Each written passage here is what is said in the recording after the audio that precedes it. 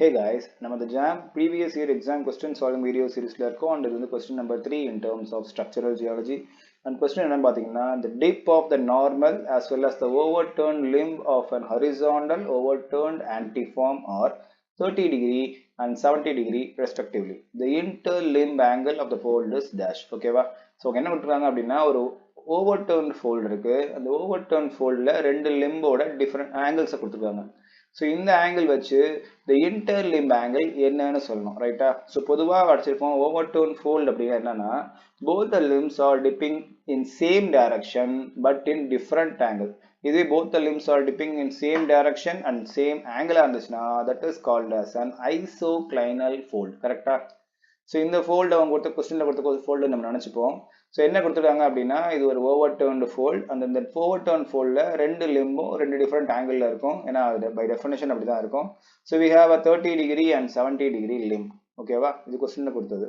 And what we have to find is நம்ம என்ன கண்டுபிடிக்கணும் அப்படின்னா இந்த inter limb angle between the two limbs அதுதான் கண்டுபிடிக்க போறோம். ஓகேவா, இதை சிம்பிளா ஜாமெட்ரிக்கல் மெத்தட்லயும் போடலாம் R we can use the stereographic projection method. but the stereo projection methodங்கிறது பொதுவா எல்லா டைப் ஆஃப் இன்டர்லிம்ப் ஆங்கிள் கால்குலேஷனுக்கும் ரொம்ப யூஸ்ஃபுல்லா இருக்கும். பட் இந்த ஸோ அதுதான் நம்ம யூஸ் பண்ண போறோம். ஓகேவா, ஸோ ஆஸ் யூ நோ ஒரு ஓவர் டேர்ன் ஃபோல்ட் ஆல்ரெடி சொன்னது தான் அதோட strike dip direction will be in the same right. And இந்த கொஸ்டினில் ஸ்ட்ரைக் டைரக்ஷன் அவங்க கொடுக்கல. ஸோ என்னோட கன்வீனியன்ஸ்க்காக நான் நார்த் சவுத் ஸ்ட்ரைக்காக வச்சிருக்கேன். அண்ட் நம்ம படிச்சிருக்கோம் ஆல்ரெடி இது அவுட்டர் மோஸ்ட் சர்க்கிளில் ஒரு ப்ரொஜெக்ஷனில் லைன் ட்ரா பண்ணோம்னா தட் இஸ் 0 டிகிரி டிப் ரைட்டா. அண்ட் உள்ளே வர வர towards centre moment dip angle கூட்டிகிட்டே இருக்கும். அண்ட் சென்டரில் வந்துச்சுன்னா தட் இஸ் அ வெர்டிகல். கரெக்டாக. So we have a 30 degree dip and a 70 degree dip. So இது 0 இருந்துச்சுன்னா this is 10, this is 20, this is 30. So we have a 30 degree dip.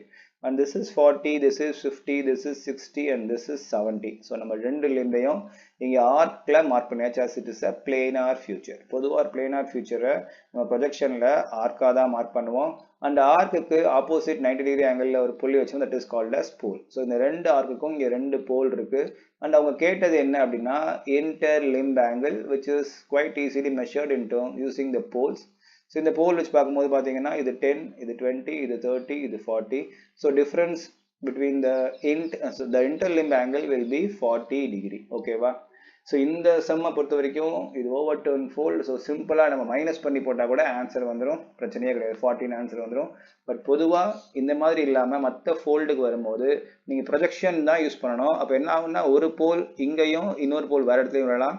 So நம்ம already projections calculations already நிறையா some போட்டிருக்கோம். அந்த method follow பண்ணி இந்த ஷீட்டை rotate பண்ணி we have to find the interlimb angle. So இந்த சம் ஈஸியான சம். ஸோ ரொம்ப ஈஸியாக முடிஞ்சு இப்படி தான் ஆன்சருக்கு போடலாம். ஓகேவா, எனி டவுட்? இது டவுட் இருந்தால் கேளுங்க, அப்கமிங் வீடியோஸை சால்வ் பண்ணி ட்ரை பண்ணுவோம். ஓகேவா, தேங்க்யூ.